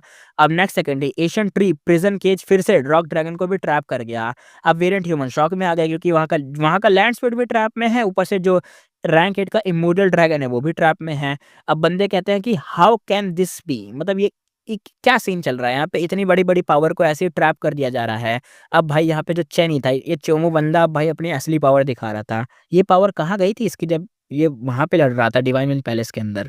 याद नहीं है क्या भाई, ये बंदा भाई जब डिवाइन पैलेस की फाइट चल रही थी कितना खतरनाक लड़ता था, ये देखा था ना, कितना खतरनाक लड़ रहा था, लेकिन वहां पे भी बंदा हार गया था क्विंग चाओ को चक्कर में पकड़ने में, डिवाइन पैलेस को हैंडल करने में, इतने सब चीजों में चलो हार गया था। वहां पे तो चलो चोमू वाली हरकतें कर दी जो कर रही है, लेकिन भाई यहाँ देख रहे हो, यहाँ इसके पास प्रेशर नहीं है लेकिन कितना गंदा मार रहा है ये बंदा, बहुत खतरनाक भाई, अकेला ही हैंडल कर रहा है सब कुछ। आगे देखते हैं। लांगे लैंडस्पेट ने एक डीप सांस ली और भाई पूरी बॉडी में चिल फील हुआ। उसका ट्रम्प कार्ड इमोरियल रॉक ड्रैगन एकदम इजीली रेस्ट्रिक्ट हो चुका था उसकी ही तरह। हेवनली कोर्ट की साइड यहाँ पे चेनी फुल पावर में शाइन कर रहा था भाई, अपना ऑरा ऑरा फार्मिंग कर रहा था। जीवी प्लस फैंग जीजे सुपर फॉर्मेशन को एकदम सप्रेस कर रहे थे और थंडर गोस्ट मोनार्क अभी तक फाइट में आई भी नहीं थी, वो जाना चाह रही थी लेकिन उसको मौका ही नहीं मिल रहा। फेंगयुआन का फेस अगली हो गया था पर शॉक जीरो था। फेंगयुआन कहता है रॉक ड्रैगन की डिफेंस हाई होती है और रॉकमैन अपनी जान देके इसको इंस्टेंटली हील कर देते हैं। ये बैटल टाइम हीलिंग बहुत ओवर पावर्ड होती है, नॉर्मली रैंक 8 को इमॉर्टल को हील करना सुपर टफ होता है, पर रॉक ड्रैगन का बैटल हील ही इसका खतरनाक, मतलब यही तो इसका ब्रांड है, इसके ही नाम से तो जाना जाता है, ये बहुत खतरनाक हीलिंग है ना इसकी। पर आज के सीन में ये सब बेकार की हो गया है क्योंकि भाई वो ट्रैप है ऑफ कोर्स। 3 रीजन थे। पहला रीजन देखो ये है कि हेवनली कोर्ट वेरिएंट ह्यूमन को मार मार के एकदम इतना एक्सपर्ट हो चुका है कि उसको सब कुछ पता है वेरिएंट ह्यूमन के बारे में। रॉक मैन हो या रॉक ड्रैगन हो, उसके लिए तो भाई ओल्ड टेक्स्ट बुक की तरह ही है कि सब कुछ उनके बारे में उसे पता है। दूसरा, रॉक ड्रैगन के पास कोई वाइल्ड रैंक 8 का इमॉर्टल गो ही नहीं है, जबकि चेनी के पास तो रैंक 8 किलर मूव है, परफेक्ट काउंटर है उनके पास, तो क्या बोले। तीसरा, चेनी का एशियन ट्री प्रिजन केज इमोरियल इमोरियल कह रहा हूँ सॉरी इमॉर्टल मूव को इग्नोर करता है, मतलब रॉक ड्रैगन का एडवांटेज यहाँ पे एक तरीके से डेड है। इसलिए रॉक ड्रैगन कितना भी स्ट्रगल करे, binding vine outside prison cage से बाहर नहीं निकल सकता वो। यहाँ पे लैंड स्पीड एकदम चिल्लाते हुए कहता है हेरी मैन, अब खुद ही हैंडल करना पड़ेगा सब तुम्हें। सिल्वर जायंट फाइनली ओपनिंग पकड़ के प्रिजन केज को तोड़ ही देता है जैसे तैसे करके। चैनी हंसते हुए कहता है second Asian battle formation heavenly giant solar impressive है, तुमने इसका यूज करके कुछ ना कुछ कर ही दिया, पर क्या तुम सोचते हो मेरा केज इतनी आसानी से ब्रेक होगा? सडनली सिल्वर जायंट फ्रीज हो जाता है, उसके लेग को एक विजडम हैंड ने, सॉरी विजडम कह रहा हूँ, वुडन हैंड ने पकड़ लिया। सिल्वर जायंट गुस्से में अभी बोलता है भाई ये क्या, क्योंकि सिल्वर जायंट ही लैंड स्पीड है। बोलता है भाई ये क्या है? वो एक्स आर्म से हाथ को भाई चॉप करता है, यानी अपने ही हाथ से अपना ही हाथ काट देता है ताकि उसका जो पैर है रोक ना पाए, है ना। चॉप कर देता है, टूटने के बजाय आधा ही स्प्लिट कर देता है। फिर जमीन से एक वुडन जायंट निकलता है और शोल्डर को चार्ज करके सिल्वर जायंट को एकदम भाई धड़ से एकदम गिरा देता है जमीन पर। यानी भाई वही अटैक हो रहा है, इसको जो होता नहीं है कि पकड़ के जमीन पे ही रखना है, एकदम वुडन वाले अटैक नहीं होते, वो पेड़ वाले अटैक जैसे बंदों को बांध के रखते हैं, वाइन अटैक, वैसे टाइप के अटैक थे। चैनी तो भाई यहाँ पे कमाल कर रहा था। हेरी मैन इमॉर्टल उसको उठाना चाहते थे पर वुडन जायंट कंटिन्यूस स्मैश करता रहा। लास्ट में वो स्काई में जंप करके फुल बॉडी स्लैम मार देता है। एक हेरीमैन गलती से immortal killer move wooden giant पे ही यूज कर देता है, वो इंस्टेंटली हील होता है और ग्रो होकर सिल्वर जायंट के बराबर साइज हो जाता है। अपने ही दुश्मन को हील कर दिया।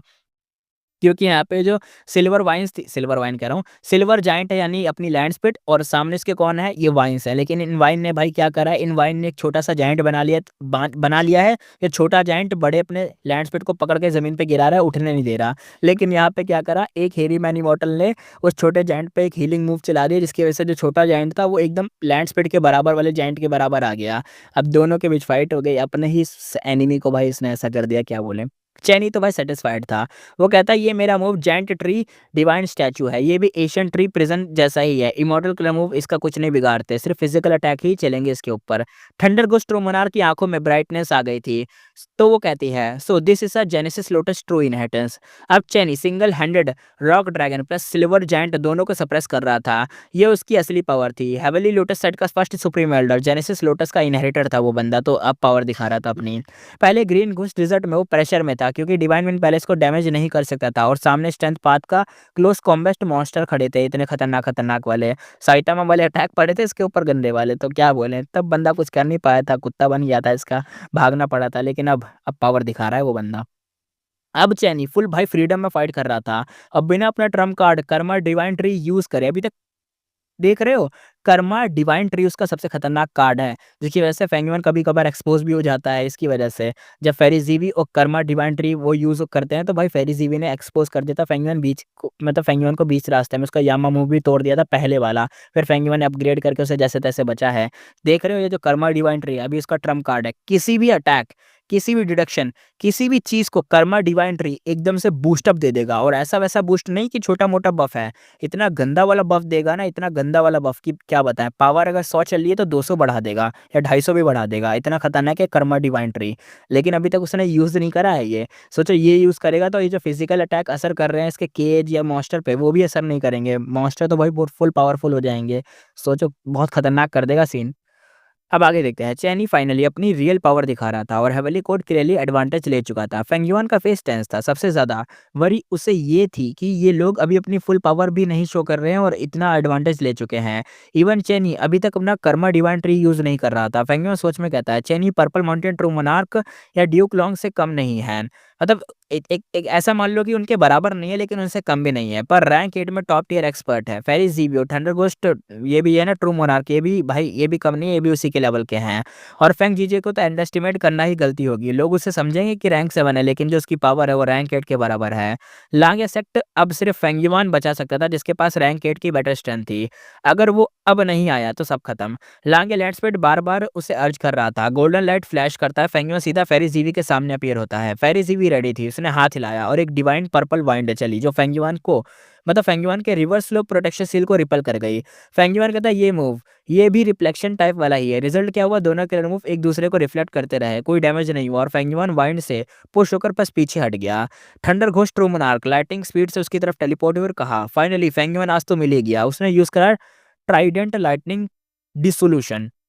उसके फिंगर टिप से 3 ब्लू लाइटिंग की बीम निकले और मर्ज होकर एक इलेक्ट्रिक ट्राइडेंट बन गए। ट्राइडेंट वो देखा है ना, वो जो त्रिशूल होता है, जो शिवजी भगवान होते हैं उनके हाथ में जो त्रिशूल होता है इतना खतरनाक लगता है, वैसे टाइप का ये ट्राइडेंट था। लेकिन ट्राइडेंट अलग होता है, मतलब इसका जो शेप है उसकी तरह दिखता है लेकिन असल में वो अलग है। ट्राइडेंट तुमने माइनक्राफ्ट में देखा होगा, त्रिशूल जैसे 3 उसके वो होते हैं ना, उनको कुछ कहते हैं यार, सॉरी इस चीज़ के लिए मुझे पता नहीं है, उसको ज़्यादा नॉलेज नहीं है, लेकिन शेप तुम समझ सकते हो उसके हिसाब से है। सीधा फेंगयुआन की बैक पर लगे, पर सील ने उसे रिफ्लेक्ट करके वापस भेज दिया। जिंगलान यहाँ पे हंसते हुए कहती है, हा हा हा, वो लाइटनिंग एकदम भाई स्वैलो करके सीधा फ्लाई कर गई, आंखों में स्पार्कल्स एकदम चमक रहे थे। फेंगयुआन अंदर से कहता है, बैड, ये मुझ सिर्फ उसका टेस्ट था, वो मेरी पावर टेस्ट कर रही थी। फेरी जीवी उसे विजडम पास से मेरी सारी चीजों को एनालाइज करके बता रही है ताकि वो मेरी सील को वीक करवा सके। लास्ट टाइम उन्होंने फेंगयुआन का जो ट्रैप था फेस करा था और वो फेल हो गए थे लास्ट टाइम, फेरी जीवी ने भाई मरवा दिया था थंडरघोस्ट ट्रूमोनार को, लेकिन इस बार वो प्रिपेयर होके आए हैं। अब हेवनली कोड तैयार है इस चीज़ के लिए। थंडर घोस्ट की इमॉर्टल गू रिकवरी वो सब हो गई थी। फेरी जीवी ने स्टार कैंसिलेशन चेस बोर्ड से ये मूव स्पेशली रिड्यूस किया था ताकि रिवर्स फ्लो प्रोटेक्शन सील को तोड़ सके। फेंगयुआन बहुत ज़्यादा हीटेड था पर पैनिक नहीं हुआ, उसने खुद ही जीवी और थंडर घोस्ट दोनों से फाइट स्टार्ट कर दी ताकि बाकी सब पर प्रेशर कम हो जाए। उसकी फाइट से cloud cover continent literally dust बन गया था। स्काई में नॉनस्टॉप थंडर जैसी फ्लैशेस डिस्ट्रक्शन एकदम मच रहे थे। नीचे मॉर्टल हेरीमैन और गू मास्टर सिर्फ शॉक में देख रहे थे। सिल्वर जायंट ने एक जायंट ट्री डिवाइन स्टैचू तोड़ा पर चैनी ने तुरंत ही दूसरा बना दिया। रॉक ड्रैगन अभी भी इमॉर्टल बाइंडिंग वाइंस में ही फंसा हुआ था, एस्केप का चांस जीरो था। फेंगयुआ ने ट्राई करा पर केज की आउटर लेयर इमॉर्टल मूव से इम्यून थी, यानी कोई अटैक नहीं लगेगा वैसे वाला। फिजिकल अटैक कर लो लेकिन ऐसे कोई अटैक करोगे तो काम नहीं करेंगे। फेंगयुआ सोच में कहता है, ये मूव सब में इम्यून है, यानी सब चीज़ों से ही इम्यून है, बस हमारे पास प्रॉपर मेथड नहीं है। अगर हमारे पास प्रॉपर मेथड कोई होता जो फिजिकल अटैक में, कोई ऐसे अटैक में जो इसके अटैक का जो इम्यूनिटी है उसको वीक करे, तो कुछ काम आ जाता। थोड़ा टाइम मिलता तो विजडम पाथ से इसको रिड्यूस कर लेता और इसके मूव को तोड़ देता, लेकिन अभी कहाँ। यही जेनेसिस लोटस की इनहेरिटेंस की एसेंस थी, बिल्कुल उसके रिवर्स फ्लो सील जैसी थी जो हेवनली कोड के लिए नाइटमेयर बन चुकी थी। अब रोल्स रिवर्स हो गए थे क्योंकि भाई क्या बोले, जेनेसिस लोटस अब इनकी साइड वाला हो गया है क्योंकि चेनी के पास खतरनाक मूव है केज वाला जो टूट ही नहीं रहा। फेंगयुआन की रिवर्स फ्लो रिवर जैसा काम कर रहा है। फेंगयुआन भी एकदम हेल्पलेस फील कर रहा था। हेवनली कोड का प्रेशर बढ़ता गया। फेंगयुआन के पास ऑफेंसिव रैंक 8 मूव नहीं था। डिफेंसिव वाली सील है लेकिन ऑफेंसिव वाला है ही नहीं उसके पास। लांग या के हिरीमैन, उनका अपोनेंट अब फेंग जुजे नहीं चेनी था और उनकी नेटवर्क भी थी अब स्ट्रगल कर रही थी। और नेटवर्क कह रहा हूँ, जो भी उनका नेटवर्क या टीम वर्क जो भी कह लो, टीम वर्क है मीन्स, वैसे तो टीम वर्क जो भी था स्ट्रगल कर रहा है क्योंकि इतने पावरफुल वो है नहीं कि फेंग जुजे या बाकी या चैनी या किसी का सामना कर पाए। तो दिक्कत वाली बात थी। फेंगयुआन संभाल लेगा, थंडर को स्ट्रोमोनार को चलो संभाल लेगा, उनको बिजी रखेगा। फेरी जीवी और थंडर को स्ट्रोमोनार को बिजी रख लेगा, लेकिन अभी फेंग जुजे और चैनी इनका क्या करोगे। चलो चैनी भी बिजी रहेगा इन केज वेज के सिस्टम में, लैंड स्पीड को मैनेज करने में, यानी सिल्वर जायंट को मैनेज करने में, और जायंट सोलार वो जो हेवनली जायंट सोलार वाली बीम है उसको मैनेज करने में। लेकिन भाई अभी भी फेंग जुजे फ्री है। फेंग जुजे से कैसे निपटोगे ना, फेंग जुजे अभी भी फ्री है। चेनी के पास रैंक 8 लेवल के मेथड्स इतने ज़्यादा थे कि लांग लैंड्स पर जितना भी स्ट्रगल करे पूरी तरह से सप्रेस हो रहा था। और कुछ और टाइम गुजरा तो सडनली फेरी जीवी ने भी मतलब कुछ चीज़ें कर दी। उसने कहा, सीनियर जिंगलान साइड से जाके विजडम को ढूंढो, यानी लो वो जाएगी विजडम को ढूंढने। थंडर घोस्ट मोनार्क फेंगयुआन को देखकर कहती है, छोटे चोर अभी के लिए तुझे छोड़ रही हूँ। फिर वो लाइटनिंग स्पीड से भाई बैटलफील्ड की तरफ से हट गई और चली गई दूसरी साइड। लांगिया की साइड बस जितने भी लोग थे वो हेल्पलेस होकर देखते रह गए कि अरे वो विजडम को चुरा लेगी। हेवनली कोड का मेन मिशन था कि फेंगयुआन को मारना तो मारना है, लांगिया जो ब्लेसलैंड है इसको भी खाना ही है, लेकिन उनका सबसे इंपॉर्टेंट सबसे मेन गोल था विजडम गू को चोरी करना। ये लेजेंडरी रैंक 9 का इमॉर्टल गू पहले स्टार कंस्टेलेशन इमॉर्टल वंडरबल के पास था और हेवनली कोर्ट ही वो जगह थी जहां इसको पूरी तरह से पावर के साथ यूज किया जा सकता है। अगर विजडम को मिल जाए तो स्टार कंस्टेलेशन चेस बोर्ड और रैंक 9 का चेस बोर्ड तो है ही, ऊपर से इमॉर्टल गू हाउस, मतलब एक तरीके से चेस बोर्ड इमॉर्टल गू मिक्स एक इमॉर्टल गू हाउस ही बना देंगे जो कि बहुत खतरनाक चीज होगी। अराइवल के टाइम फेरी जीमी ने पूरा लांग या ब्लेसलैंड स्कैन कर लिया था पर विजडम गू उन्हें नहीं मिला था, इसलिए अब जिंगलान को स्पेशली भेजा था कि जा भाई थंडर घोस्ट ढूंढ के ला। थंडर घोस्ट के जाते ही लांग या लाइट्सफील्ड पैनिक में चिल्लाया। मॉर्टल्स को टारगेट एक तरीके से देखो, मॉर्टल भी टारगेट हो सकते हैं पर खुद चैनी के इमॉर्टल बाइंडिंग विम्स में एकदम वो फंसा हुआ है, वाइंस में फंसा हुआ है, तो वो भी कुछ नहीं कर सकता। सिल्वर जैंट भी मूव नहीं कर पा रहा, उसकी चीजें भी मूव नहीं हो पा रही, कोई भी मूव नहीं हो पा रहा है यहाँ पे। दिक्कत आ रही थी। फेंगयुआन की आँखों में शार्प लाइट फ्लैशी। वो कहता है यहाँ पे, they are searching for a wisdom Gu, यानी वो उनका मेन टारगेट अभी विज़डम गू है। उसकी विज़डम पास सेंस ने एक तरीके से इंस्टेंटली हेवनली कोड का जो प्लान था उसे कैच कर लिया था। अब इतना क्या समझदारी कर रहा है, उन पता ही होगा, ये तो सिंपल सी बात है, वो उसको ही ढूँढेंगे। पर उन्हें क्या पता विज़डम को तो फेंगयुआन के सविनरी मॉडल प्राइमेसी में सेफ पड़ा था। लास्ट टाइम जब नहीं मिला वही उनका बेस्ट चांस था। अब तो इम्पॉसिबल लेवल डिफिकल्टी हो चुकी है, फेंगयुआन को नहीं मारा तो मिलेगा भी नहीं। फेंगयुआन अपने माइंड में कहता है, इन दैट केस उसने करंट सिचुएशन को परफेक्टली अपॉर्चुनिटी में बदल दिया था क्योंकि वो पागल औरत ढूंढती रहेगी, उसे मिलेगा कुछ है नहीं और फेंगयुआन के पास वो पड़ा हुआ है, यानी अब वो परफेक्टली फाइट में ध्यान दे सकता है। लेकिन ये जो लैंड स्पीड था वो चिंता पता क्यों दिखा रहा था, वो इतना टेंशन इसलिए दिखा रहा था क्योंकि भाई मॉर्टल हैं यार, मॉर्टल लोग भी वहाँ पे हैं और अगर उसे नहीं मिला जिंगलान को तो वो मॉर्टल्स को मारेगी। मॉर्टल्स यहाँ पे कौन है? हेरी मैन वाले हैं, तो उनको मार देगी, तो वो इसलिए वो चिल्ला रहा था लैंड स्पीड, बस और कुछ नहीं। तभी आगे देखते हैं। फेंग युआन जो था उसे पता था परफेक्ट अपॉर्चुनिटी मिल चुकी थी। उसने क्या करा, अपना इमोर्टल प्राइमेसी को ओपन करा, मंकी इमोरियल ईयर बीस्ट को समन कर लिया और बिना रुके फेंग युआन फुल पावर से फेरी जीवी पर रश हुआ। Multiple immortal clear move span करते हुए पूरे स्पैम पे स्पैम चल रहे थे, क्योंकि हेवनली कोड के चारों में सबसे डेंजरस कोई और नहीं फेरी जीवी थी। रीजन सिंपल था, she is a wisdom path great expert. Time मिलते ही वो खुद भी रिड्यूस करके बैटलफील्ड को फ्लिप कर सकती थी, इसलिए पहले इसको लपेटो, बाद में देखेंगे सबको। फेंग युआन का टारगेट क्लियर था, सबसे पहले जीवी को ही हटाना होगा। फेंगयुआन एकदम स्पैम मारते हुए कहता है, Asian sword dragon transformation, soul explosion, strength path, giant hand, married dragon. वो फुल पावर से स्पैम मोड पे आ गया था फेरी जीवी पर। फेरी जीवी एकदम हंसते हुए कहती है, फेंगयुआन तुम तो ऑलमोस्ट खाली हो चुके हो, जैसे सब कुछ मेरे पे ही डाल रहे हो। उसने भी मल्टीपल किलर मूव एकदम भाई चेन की तरह यूज करे, हर एक इतना शार्प था कि फेंगयुआन सारे अटैक ब्लॉक प्लस काउंटर भी हो गए, यानी फेंगयुआन के जितने भी अटैक थे सब ब्लॉक हो गए, क्योंकि उसके मेथड्स पुराने टाइम से कंप्लीटली एक्सपोज थे। जीवी ने पहले ही सारे जितने भी उसके मेथड थे फेंगयुआन के सबका काउंटर बना रखा था। यही विजडम पाथ की सबसे खतरनाक स्कैरी पावर थी। फेंगयुआन के मॉडिफाइड किलर मूव थोड़ा सा काम तो कर रहे थे, पर विजडम पाथ अटेनमेंट भाई उसका बहुत, उसका देखो wisdom path attainment grand master है, लेकिन जो फेरी जीवी है भाई वो तो भाई क्या बोले मैं समझ ही जाओ वो कितनी खतरनाक है। फेरी जीवी इवेंचुअली उसके सारे मूव को क्रैक कर रही थी, उसी जगह पे खड़े होके, मॉडिफाइड वर्जन को भी उसी जगह पे खड़े होके क्रैक कर रही थी। फेरिसीवे ने पर्पल क्यूआई फूका, बेबी फीस्ट साइज का था, पर जैसे ही इमोरियल ईयर बीस्ट पर हिट हुआ, वो बीस्ट दर्द से चीखता हुआ ग्राउंड पर एकदम रोल करने लगा, एकदम बच्चे की तरह। पूरा लांगिया फॉर्मेशन टीम एकदम शॉक में रह गई कि अरे रैंक 8 बीस्ट को ऐसे कर दिया।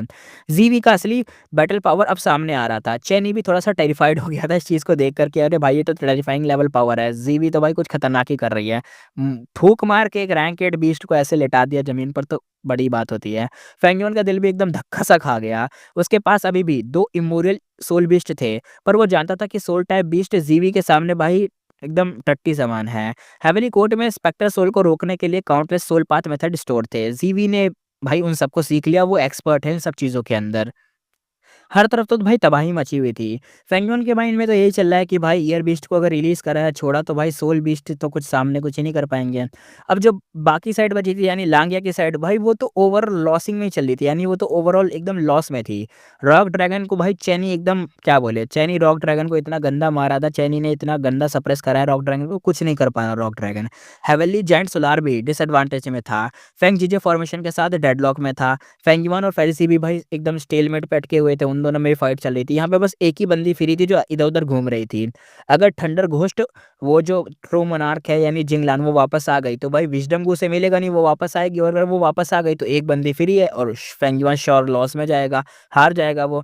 फेंगयुआन अपने माइंड में कहता है लांगिया के पास लॉन्ग हेयर इंसेक्टर के ट्रम्प कार्ड्स होंगे, बट मैं अब उस मतलब उसके ऊपर एक तरीके से डिपेंड नहीं कर सकता। क्या पता सारे ट्रम्प कार्ड खत्म हो गए तो भाई वो तो हाथ खड़े कर देगा अब लेस लैंड की लैंड स्पीड की, अरे मेरे पास कुछ बचा ही नहीं, तुम संभालो तो मैं क्या करूँगा? इसलिए सब कुछ पहले ही से उसे हैंडल करना पड़ेगा।